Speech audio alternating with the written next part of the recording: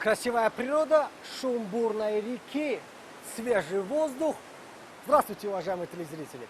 На этот раз мы продолжаем серию бесед с интересными личностями. И на этот раз у нас на передаче бывший нападающий сборной Таджикистана по футболу футбольных клубов Истихлол и Регар Тадас. Кто это может быть? Ибрагим Рабимов. Поехали! Мы благодарим Ибрагима за то, что он сумел выделить для нас время и пришел к нам на беседу. Здравствуйте, очень было приятно вас видеть на этой передаче. Большая честь для меня здесь участвовать. Я благодарен вам за это. Мне очень интересно выступать здесь. Ибрагим, давай начнем с самого простого и самого общего. Как в общем дела? Спасибо, нормально. Тренируемся, бегаем.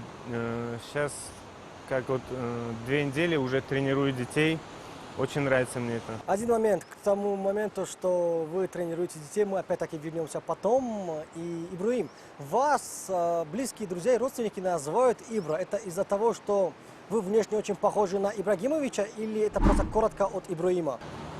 Я думаю, что нет. Меня изначально, в молодости, еще когда я играл за юношескую сборную, меня так называли. Я тогда еще не знал, что есть такой футболист, оказывается. С кем меня сейчас сравнивают, кстати, да, мы очень сильно, оказывается, похожи с ним. Может быть, из-за этого совпадения, я думаю, всего лишь. Другой очень важный момент. В то время, когда ты начал только заниматься футболом, сильно отличается от того момента, когда сейчас занимаются молодые люди. Расскажи, пожалуйста, про условия, когда ты только начал заниматься футболом. Это же были лихие 90-е. Ну да, и когда мы занимались, у нас были мячи разные, во-первых, условия, не было таких условий, как сейчас.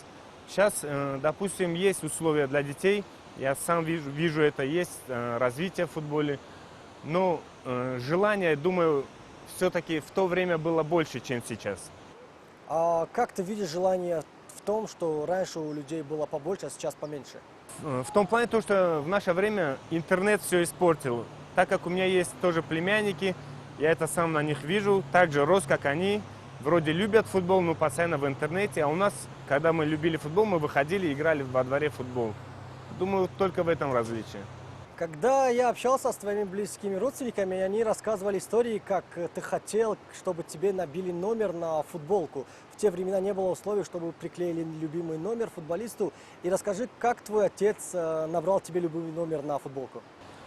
Вот любимый номер, тогда у меня, я помню, был 10 номер. Мы во дворе у бабушки с братишкой там гоняли футбол, и где-то мы то ли по телевизору, мы захотели, чтобы у нас на майках были тоже номера. Мы попросили, можно ли достать. Отец сказал, сейчас возможности нет. Ну, в том плане, то, что негде купить.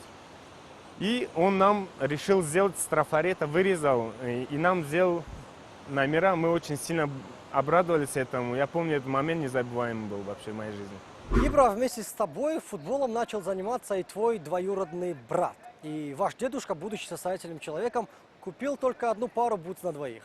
Почему так случилось? Да, был такой момент. Ну, не знаю, почему так случилось. Видимо, дедушка верил в меня, то, что я стану хорошим футболистом. Поэтому как бы предчувствовал то, что я до конца пойду своей карьерой. А брат мой, кстати, рано закончил с футболом. Скажи про свои первые шаги в футболе.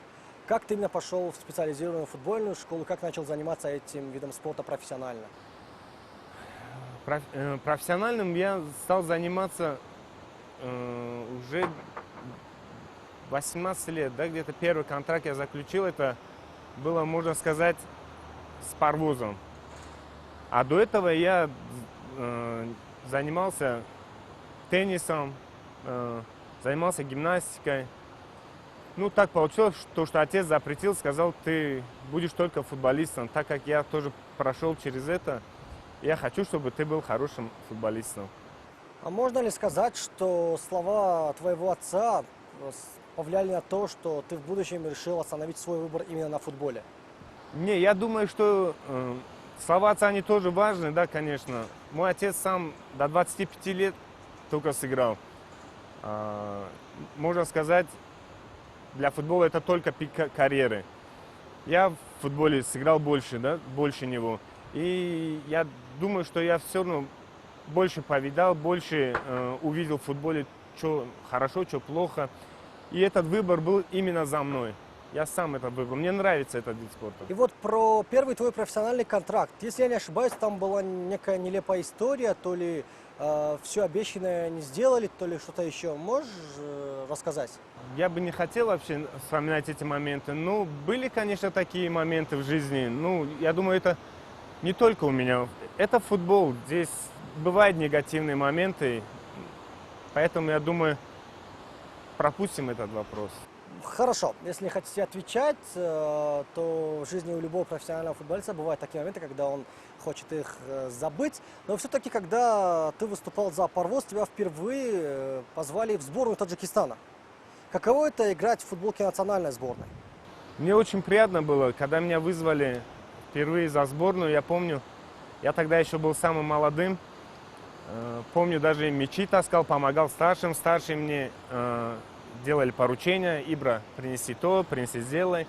Мне было приятно играть с звездами. На тот момент очень было много хороших игроков, от которых можно чему было научиться.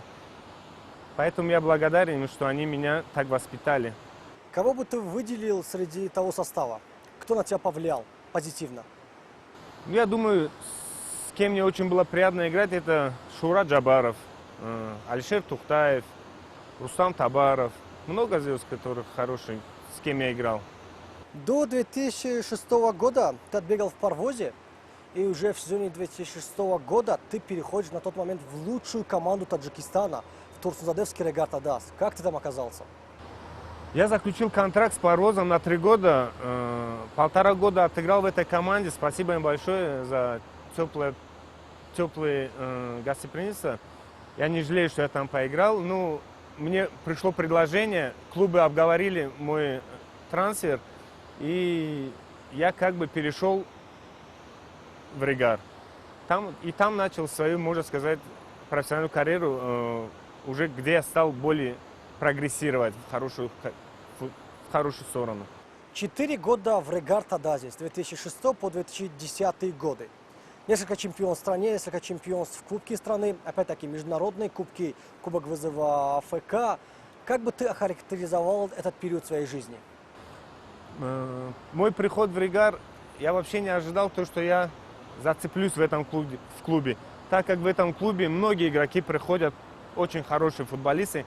Ну, заиграть не каждый сумел там, в Регаре. Ну, я как бы стал стараться, тренироваться. Благодаря моему усердству я добился, и я был основным игроком этого клуба на протяжении 5 лет. Без никакого сомнения. Какой самый яркий момент в твоей карьере в Регар Адазе? Какой самый такой, скажем, не самый светлый? Самый светлый или не? Самый светлый и не самый светлый момент. Самый светлый мой момент – это первое мое чемпионство с Регаром. Потом, после этого мы поехали на Кубок Содружества. Я там уже стал видеть, как, оказывается, можно прогрессировать, на кого можно смотреть, допустим, и у кому чему учиться. Вот эти самые приятные моменты. А неприятные, я думаю, это травма моя тяжелая, после которой я хотел завершить карьеру. В каком году? Это было в 2008 году, когда я за национальную сборную в Нуреке на сборах в товарищеском матче с Хатлоном, по-моему, играли, если я не ошибаюсь. Я получу перелом голеностопа. У меня сейчас до сих пор стоит платиновый штиф. Ну, как бы сейчас он меня не тревожит, я бегаю, тренируюсь. И я вот хотел спросить тебя именно вот о этом железном импланте, если бы точнее платиновом штифе. При ходьбе, при тренировках, если я не ошибаюсь, ты сейчас занимаешься. Он тебе не мешает?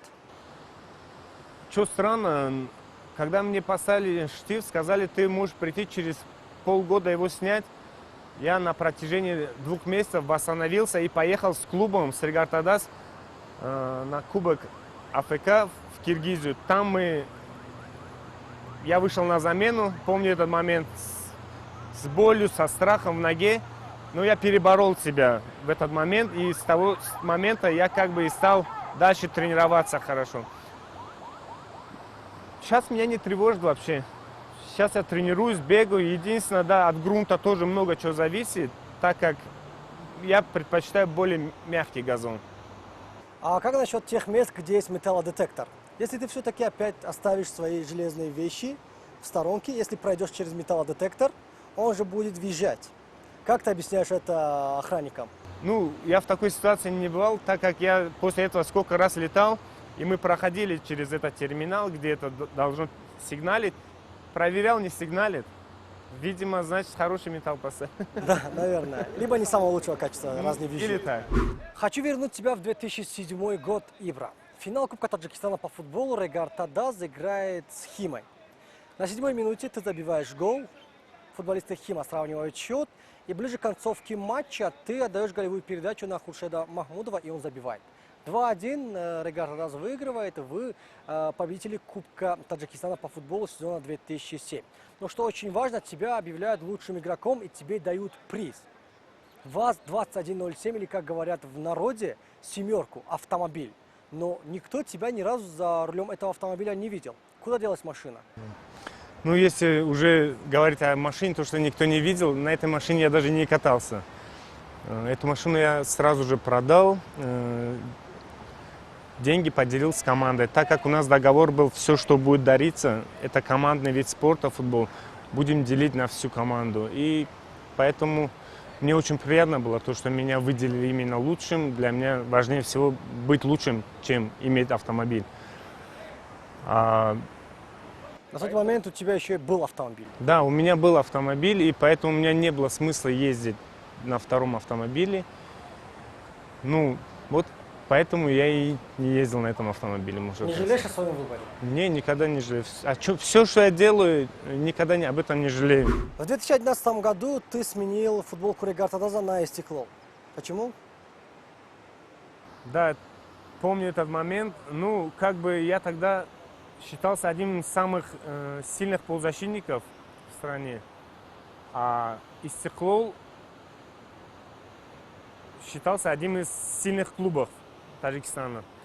И я бы, поиграв 5 лет в Регаре, хотел уже сменить клуб, хотел перемены ближе к дому, так как я уже женился, у меня семья была.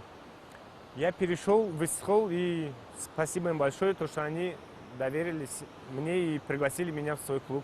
Ты просто хотел новый вызов, новые ощущения? Ну, как бы, да, конечно, новый вызов, новые ощущения, и этот клуб был уже Более перспективный. перспективным, можно так сказать, и мне было приятно играть на нем. Итак, в составе клуба завоевал золото в 2011 году, серебро в 2013, бронзу в 2012. Также становился обладателем кубка в 2013 и дважды в 2011-2012 годах третьего кубка президента АФК. В плане медалей, да, ты завоевал большое количество медалей, кубков, но в игровом плане Ибрагим Рабимов не был таким же, какой ты был в Регаре. Почему у тебя пошел спад в игровом плане? Ну, я еще раз хочу вам напомнить то, что я бы не сказал то, что я не был основным игроком. Были тренера, очень часто тренеров меняли, во-первых. У каждого тренера свой взгляд на команду. И я бы не сказал то, что я был там не в основном. Нет, ты был основным игроком, даже у тебя был 7-й номер, а 7-й номер это знаковый номер в любой команде. Но тем не менее, тот уровень, который ты показал, например, в Регаре, этого не было видно в Истеклоле. Это не мое субъективное мнение, это объективное мнение специалистов. Я тоже об этом думал, когда я еще выступал за Истеклол. Мне первые годы вообще удавались очень тяжело. В том плане, то, что не мог привыкнуть к игрокам, которым я играл в Регаре. В Регаре меня очень тепло приняли, и многие меня очень хорошо знали. Придя в Истеклол, я много чего увидел, многому чему там, допустим, удивился. Поэтому как бы мне немного было тяжело с адаптацией в этом плане. Но я играл на максимум, и думаю, моя польза во многом помогла этому клубу. А что тебя больше всего удивило в Истеклоле? Удивило то, что многие футболисты играли, допустим, не заслуживали места в основном составе, но они играли. Я думаю, это во всех клубах есть. Ну, поэтому как-то не было такого большого стимула стремиться куда-то дальше. Я остановился на этом. В последние свои годы в Истеклоле все больше тебя можно было увидеть на скамейке запасных. Опять-таки приходили новые игроки, смена тренера, смена, скажем, людей в руководстве. И каково это наблюдать за матчами со скамейки запасных, а не играть на поле. Тот же самый финал против Аль-Амари, который выиграл Истеклол. Помню, если вы насчет финала говорите, тогда у нас был тренер Никола Кавазович, серб. У меня были с ним очень хорошие отношения футбольные. Он мне очень сильно доверял, мы с ним иногда общались. Он мне говорил, что ты можешь играть лучше. Поэтому, говорит, Ибра, ты, говорит, ни о чем не думай, все будет нормально, я в тебя верю. А насчет состава, да, у него очень был большой выбор игроков. Он хотел все равно, чтобы на скамейке запасных были опытные игроки, которые выйдут и докажут то, что они лучше некоторых молодых. И так и получилось. Я вышел на замену, мы проигрывали 1-0, мы победили 2-1 тот матч. Как бы без разницы, в основном составе или ты на замену выходишь, для меня важнее это победа и польза команде. Что стало последней каплей того, что ты покинул Истеклол? В какой момент ты решил, что нужно менять команду? На тот момент я полностью хотел уже завязать с футболом. У меня были пару других предложений. Я имею в виду не в футболе, по другой сфере работы. Я думал уже, пока есть возможность, уже уйти с футбола и начать уже другую жизнь в сфере уже работы. Но потом мне родители опять же сказали, может быть, ты еще дальше будешь играть. И я все-таки остановился на том, что мне нужно уже уходить. В 2014 году ты после Истеклола надел футболку Баркчи. В 2014 году. Связан ли твой выбор с тем, что главным тренером Баркчи был Алишер Тухтаев? Насколько мне известно, это твой хороший друг. Да, он мне не только друг, он мне, и можно сказать, брат и коллега. Мы много с ним играли в Ригаре, за сборную, много общались, мы даже неподалеку живем. Благодаря ему, можно сказать, я и вернулся в футбол и продлил свою карьеру еще на пару лет. Он меня попросил, не то что попросил, он видел во мне то, что я могу помочь команде.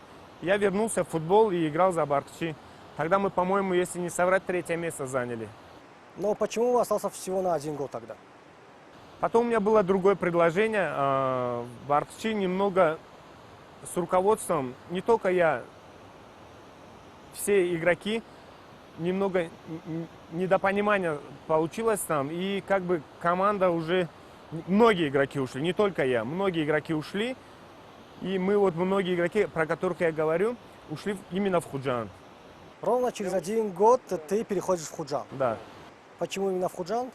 Потому что они на тот момент были перспективной командой, они хотели стать чемпионами, они пригласили очень опытных, молодых и опытных воспитанников, которые дали бы хорошую пользу команде. И мы, кстати, пришли и помогли, мы заняли 2-е место, участвовали в Кубке АФК. Да, всего за 1 сезон и опять уже сразу медали. Серебро. Но да, и ровно через год ты опять покидаешь свою команду. В чем проблема? Тебе не нравились условия, тебе обещали одно, а на деле было совсем другое. Не знаю, в чем это. Все это Всевышний, наверное, его это как бы желание. Поэтому я не знаю, может быть, я сам чего-то не захотел. Все это Бог сам хочет. Поэтому я ушел, даже не знаю почему. Может, хотел уже в Душанбе остаться. Итак, твоей следующей командой стал Фархорский Осилот. Как тебе карьера в Осилоте, почему именно перешел в Осилот? Опять-таки перспективная команда? Нет, не то, что перспектива. Здесь тоже большую роль сыграло то, что главным тренером был Мамаджон Хабибулаевым, да. Мы с ним очень хорошо знакомы, вместе выступали, вместе добивались титулов. И как бы его предложение я не мог отклонить. Давай теперь вернемся в 2016 год. Ты играешь в Осилоте и матч 13-го тура чемпионата Таджикистана. Осилот играет против Турсунзадевского Регаратадаза. Очень важный матч для Осилота, потому что при победе Осилот на следующий год выходит в квалификационный раунд Кубка АФК. И вот матч заканчивается со счетом 4-0, фархорская команда выигрывает, и первый мяч забивает Ибрагим Рабимов. И ты начал праздновать бурно своей родной команде. Разве это по-футбольному? Я думаю, праздновать голы всегда надо уметь. Хотя я немного в этом плане скромничаю. Ну, все зависит от квалификации команд. Если я праздную гол, значит, я играю против сильной команды. И я очень рад этому, потому что, когда я выхожу на матч, я сосредотачиваюсь, то, что я должен забить. А празднование гола, да, может быть неприятно это для болельщиков Регаратадаз. Ну, если я столько клубов до Регара играл, когда я за Регар выступал, я же тоже праздновал. Я думаю, к этому надо нормально относиться. И после Регаратадаз я, кстати, перешел же в Истиклол, с Истиклола в другой клуб. Придется мне вообще не праздновать голы, если так взять. Так, в 2017 году ты с Осилотом играешь в первом квалификационном раунде Кубка АФК, и против вас играет команда из Афганистана Шохин Асмаи. В двух матчах был забит всего один мяч, и его автором стал ты. Как ты думаешь, насколько сильно ты повлиял на развитие Осилота? Потому что команда была абсолютно новая для высшей лиги Таджикистана. Придя в Осилот, я вообще думал там иначе. Ну, очень народ гостеприимный, болельщики, я думаю, самые лучшие там. Спасибо им большое за это проведенный год. Насчет игры, да, очень рад, что это единственный гол, как бы. Но мы могли сыграть еще лучше во втором матче. Немного не повезло, немного не подготовились нормально к матчу. Поэтому как бы второй матч мы не смогли выиграть. И Осилот стал для тебя последним клубом. Почему ты решил завершить карьеру в таком раннем возрасте? Ты же мог поиграть еще пару лет. Да, я мог поиграть, но я думаю, уже 2 раза я возвращался в футбол. Думаю, на 3-й раз уже не стоило, потому что болельщики тоже понимают меня. Возраст идет, я ухожу, прихожу. Они это не могут тоже понять, как будто бы я сам себя заставляю. Ну, на самом деле, в этих моментах, в этих эпизодах большую роль сыграли именно главные тренера, о котором мы говорили, Алишер Тухтаев в Бархтоджи, когда я пришел, и Махмаджон Хабибулаев, когда я пришел в Осилот. Давай теперь поговорим о некоторых околофутбольных темах. Говорят, что в самые лучшие твои годы в Регаратадазе ты получал вместе с ним баснословные деньги. И говорят, что ты покупал огромное количество подарок для своих друзей, в общем, расходовал и транжирил деньги. Ты вообще задумывался о будущем, когда ты был на пике славы и карьеры? Я всегда, да, об этом думал. Сейчас о многом жалею, конечно, в плане того, что транжирил деньги, вы говорите. Я не такой был транжира, я всегда с умом тратил деньги. Я, допустим, когда я получал деньги, я покупал машину себе, помогал близким, родным, тоже кому нужны были деньги, даже так помогал. Я думаю, это нормально. Сегодня ты поможешь, завтра тебе помогут. Опять-таки, в твои лучшие годы у тебя были предложения из других стран, из других чемпионатов. Опять-таки, из Китая, из Ближнего Востока. Почему ты не перешел в другой клуб, за рубеж? Выступая за Парвоз, было предложение в Китае, да. Тогда меня и, если вы помните, такого футболиста хорошего, Юсуфа Рабиева. Да. Нас вместе пригласили в Китай, мы уже сделали визу. И так получилось, что я получаю травму, у меня грыжа диска обнаружили. И я стал обследоваться, лечиться, и так мы не поехали с Юсуфом Рабиевым. Потом было предложение, когда я еще за Регаратадаз выступал, мы были на сборах в Анталии. Тогда еще российский клуб, то ли первой лиги, Звезда Иркутск. Тогда еще выступал Денис Глушаков там. Меня и Наима Нусирова, они интересовались нами. Они пришли к руководству нашему, поговорили, можно, говорит, вот эти два игрока придут, за нас поиграют, говорит, мы на просмотре, у нас агенты, если они пройдут, мы заключим с ними контракт. Ну, так получилось, наши контакты взяли, мы сыграли матч, не помню с каким клубом, ну, по-моему, тоже с первой лиги, мы обыграли 2-0,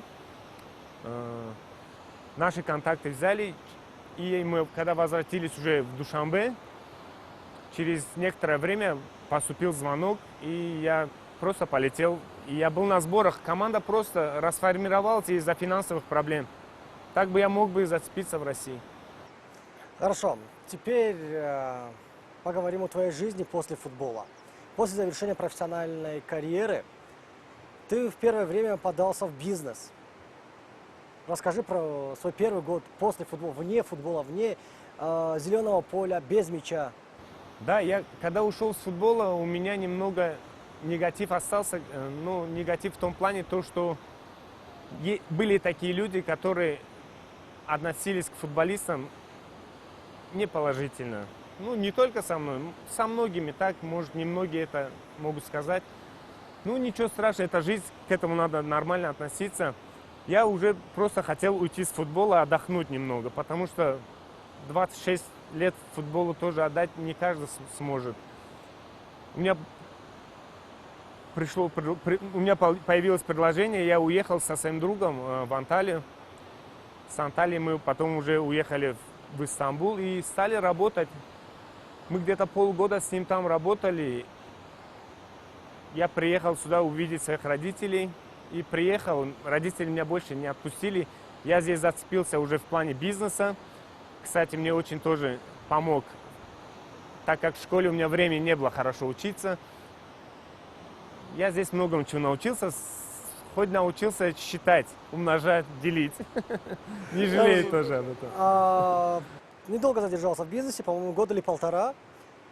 Ну, год и 2 месяца. Год и 2 месяца. После этого понял, что все-таки человек, который большую часть жизни посвятил футболу, не может долго находиться без футбола. Чем ты начал заниматься? Сейчас, на данный момент, я тренирую X-Food, команда у меня детишки. Я тренирую их, очень рад. И даже не ожидал, что столько людей придет, столько детей придут, столько знакомых. Те, которые болели за меня, мои близкие, мои друзья, мои одноклассники, все своих детей привели именно ко мне. Мне очень было приятно. И я понял то, что я до сих пор нужен футболу. Придя домой, я поговорил с родителями, и они мне дали добро, говорит, это твой выбор, можешь тренировать. Ну, как ты будешь тренировать, если у тебя нет пока лицензии еще на это? Я говорю, всему свое время, будет лицензия, я обучусь на нее. А чем больше всего тебя привлекает работа с детьми? С ними же сложно. Да, у меня первая группа вообще там малыши, 3-4-летние, тяжеловато с ними, да. Но все равно, я тоже отец 3 дочерей, и воспитание к детям у меня очень даже хорошее. Я знаю, как воспитать детей. Отлично. А родители твоих учеников знают, кто такой Ибрагим Рабимов? Да, Кем он был? Да, конечно, еще раз повторяю, многие, те, которые привели детей, они не привели их просто так. Они знали, кто я был, кто я сейчас. И думаю, благодаря моему сердцу на протяжении 26 лет они все-таки верят в меня, то, что я прошел как хорошим футболистом и стану хорошим тренером. Ты бы не хотел получить лицензию в будущем нужной категории, чтобы тренировать команды первой или высшей лиг Таджикистана? Да, в планах у меня сейчас, конечно же, во-первых, получить лицензию С, чтобы тренировать детей. А дальше, в будущем, можно получить уже другие лицензии и тренировать высшие клубы. Давай теперь так, составим символическую сборную из таджикских футболистов.